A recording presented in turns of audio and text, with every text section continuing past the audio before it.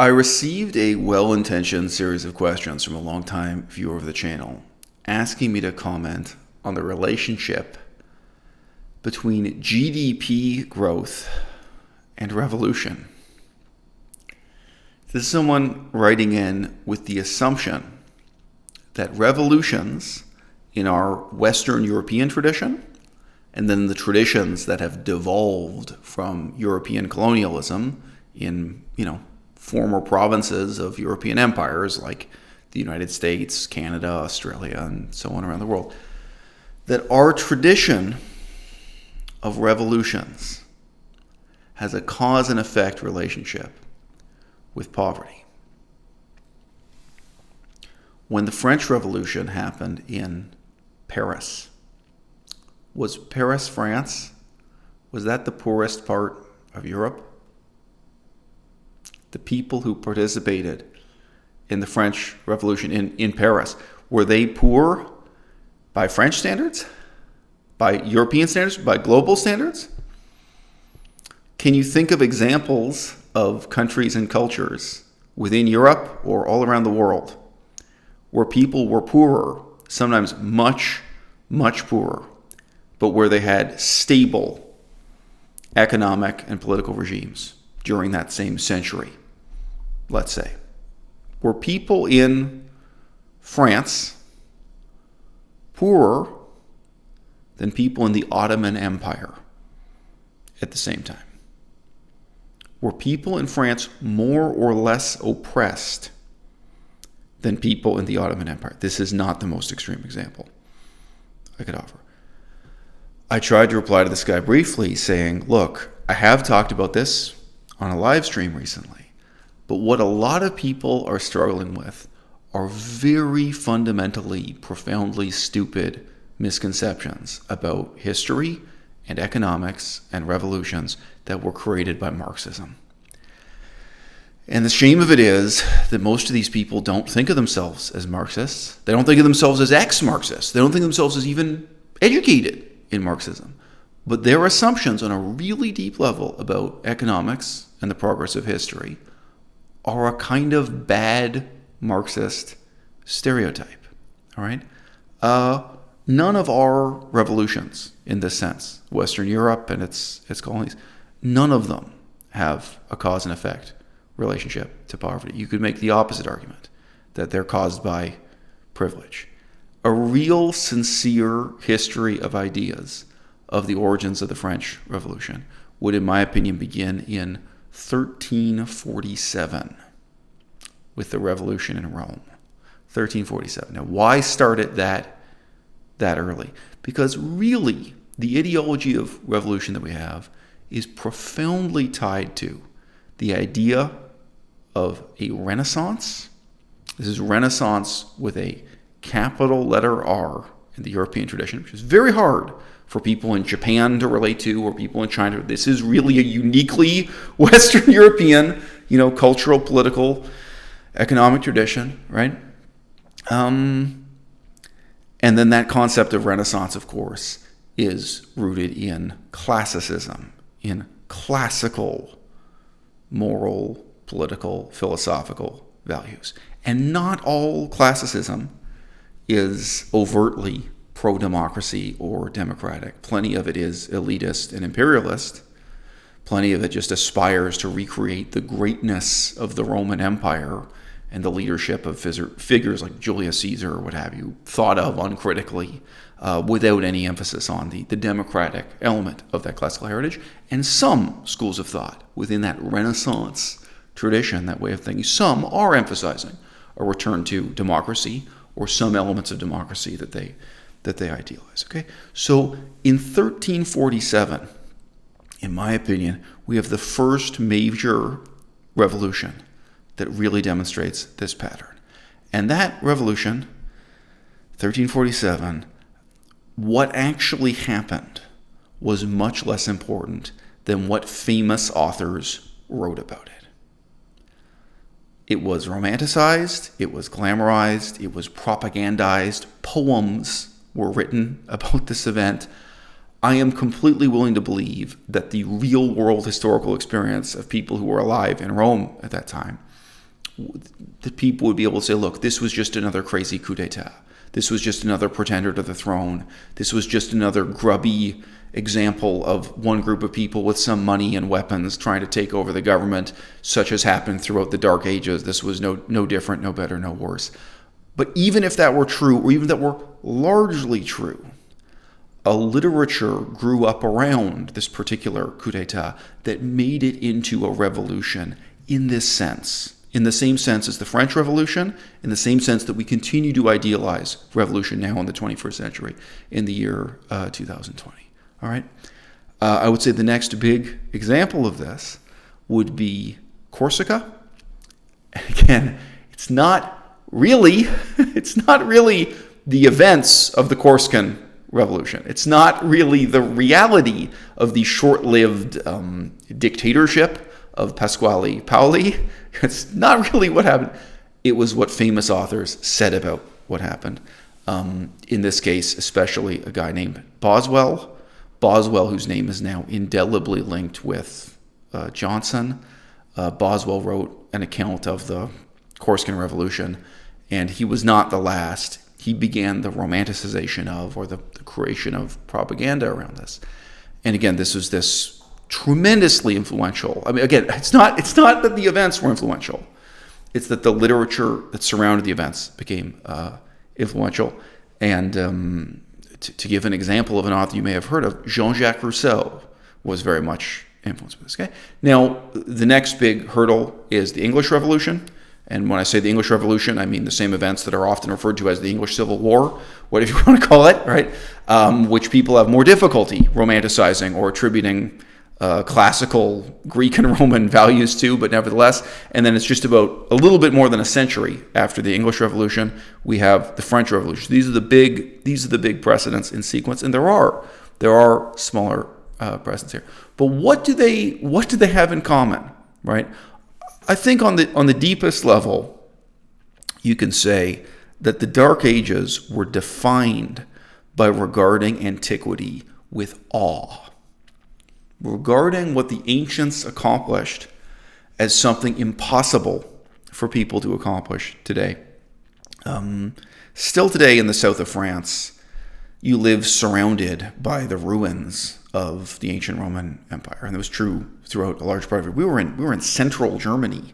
It wasn't like the southernmost edge of Germany or something. It was remarkable, just how much of tangible legacy of the Roman Empire. Depending on where you were within Europe, whether it was Spain or Italy or what have you, the Roman imperial past remained tangible and visible. Of course, if you were further east, it would have been the legacy of ancient Greece and the so-called Eastern Roman Empire or Byzantine Empire, whatever you want to call it. This sense that not merely architecturally, but in every way, for example, their knowledge of world geography, that they had traveled to and explored places that people today could never possibly go to and explore and write a description of. It was impossible to compete with the ancients in virtue. The Renaissance mentality is the opposite. Say, no, we can do this. We can do this again. We can even do better.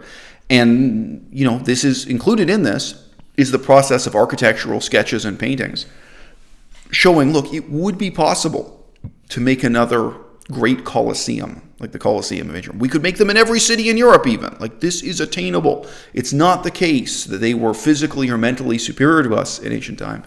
We can reorganize our society, change our way of thinking, improve our quality of education, however you want to think about it. We can have a kind of revolution, we can have a kind of renaissance, and we can escape from the Dark Ages, however those are conceptualized. Now, it's very important to note the first written use of this concept of the Dark Ages and of Europe emerging from the Dark Ages to return to the glory of ancient times, of classical antiquity, ancient Greece and Rome's ideals. That was precisely in the Revolution of 1347, right? So these things, it was a very politically real context for these seemingly nebulous, impalpable ideals to be demonstrated. And again, at least on paper, At this time, people learned about the news not through radio and not through television. They read about it as it was written about. There was this exciting prospect that at least the language of ancient democracy, that again, societies would be led by people called tribune and consul, that some of those democratic ideas, half forgotten from the history books, that those could matter again in Rome, in this same city of Rome with this same architecture. And yeah, it did include the idea of just physically building bridges and roads and buildings and building an empire. All right. Now, one of the things I noticed in the 21st century in our kind of post-Marxist period is that a lot of people will try to diminish and dismiss the significance of Renaissance thinking and of revolutionary thinking by pointing out the extent to which this sort of progress in Europe is ineluctably linked to the rise of European imperialism, European conquest of North America, South America, bits and pieces of Asia, eventually all of India or most of India and so on. But the extension of European power around the world, not just through trade, but through the slave trade, through piecemeal conquest, genocide, so on and so forth. And there's this sense that the so-called progress toward freedom and democracy in Europe should be seen in the shadow of the rise of this terrible global slave trading empire, these terrible genocidal armies marching out around the world. That is half true. Okay, the half of history it's ignoring is precisely the strength of the Ottoman Empire. Deep, deep into the period that we call the Renaissance, the Ottoman Empire is still expanding. And in reality, Europe, as we know it, is shrinking. Less and less of the Mediterranean is under the control of European powers. More and more of it is under the control of the Ottoman Empire. The Ottoman Empire grows and grows and grows until it crumbles, right? So you're only looking at one half of the equation if you're looking at the fact that, on a map, all of a sudden a huge amount of territory, for example, in Canada, and the United States, is taken over by European powers, the French and the English. Huge amount of territory taken by the Spanish and the Portuguese in South America. And then again, the map is a little more complex when you're including the colonization of Asia, but huge. You know what else is huge? Greece. During those same centuries, decade by decade, look at a color-coded map of how much of Greece is controlled and conquered by the Ottoman Empire. And when and how, just barely, Greece manages to regain its liberty or its independence, right? Like, you really think Greece is a small or trivial place compared to Quebec? Really? When you really think about it, and during these centuries, what really matters? And during these centuries, large parts of Christendom, large parts of Christian Europe, continue to be at war with the Ottoman Empire. And, one of the most important, frankly, is Russia. And that's why the Russian Empire ends up shaped in the way it is, the bizarre borders that Russia still has to this day. It's not the case that Europe is ignoring the Ottoman Empire while going and looting and pillaging and enslaving people on the rest of the planet, right? Europe is losing to the Ottoman Empire, all right? And the reason why cities in Italy become less and less economically significant is in part that they indeed are building gunships to try to keep away pirates and looters and raiders. They're in a state of constant war, and not even Cold War, with the surrounding Islamic empires that rule a large part of the Mediterranean around them. Parts of the Mediterranean that were, in the ancient Hellenistic world, in the Western Roman Empire and Eastern Roman Empire, that were very much part of Europe and no longer are, right? So it's very easy to misrepresent this as a period of imperial expansion, right? When you keep the map centered on the same part of the world that the Roman Empire occupied, Eastern Roman Empire and Western, it continues to be contraction, it continues to be failure, it continues to be collapse, right? And it's both. Both are true. So Europe is changing And Europe is going out and changing the whole world. But in some ways, Europeans going out and massacring people in Australia, in Indonesia, in India, in Sri Lanka. I mean, it's mind-boggling how almost every corner of the world faces some kind of pressure or invasion from Europeans, if not outright enslavement, genocide, and so on. It's a different story in each case, but nevertheless. And yet all of this can be considered in the context of the frustrated ambition just to reconquer Jerusalem. Right? There was a time when the Crusades really did matter to all of the kings and popes in Europe. And that was the definition of what it was to be European, was to contribute your soldiers to the attempt that failed every time to reconquer what they considered the Holy Land, to re-include in Europe, Jerusalem itself, if not the area we think of as Israel and Palestine, etc. They never did it. They never succeeded. They never won that, right?